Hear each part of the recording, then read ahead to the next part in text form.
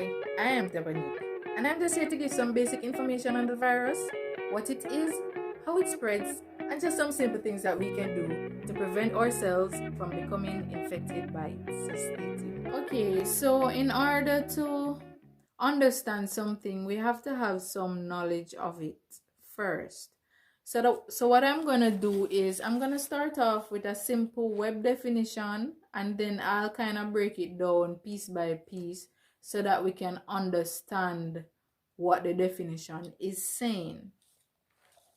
So it says that a virus is a microscopic parasite, generally much smaller than a bacteria, which lacks the capacity to thrive and reproduce outside of the host body. So that's a relatively simple definition that we should kind of have an understanding on what a virus is. I'm just going to touch on some terms used to try to kind of break it down a little bit so that we can really understand more on what a virus is. So the definition uses the term microscopic. This just means that it is very small and it is not visible by the human eyes.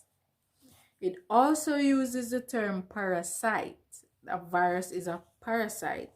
And given by the CDC's definition, a parasite is an organism that lives in or on a host organism and gets its food from or at the expense of its host.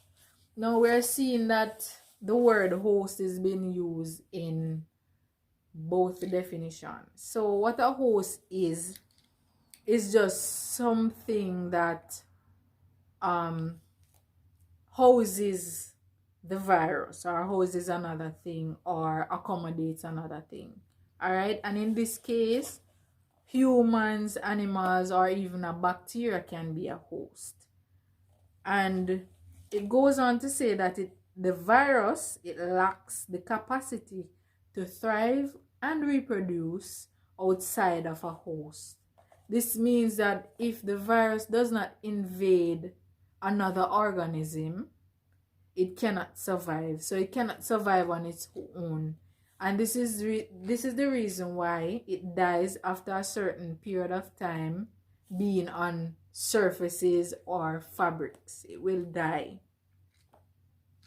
Now, this goes to show that it is very important for us to wash our hands. Because if the virus gets on our hands, it will stay there.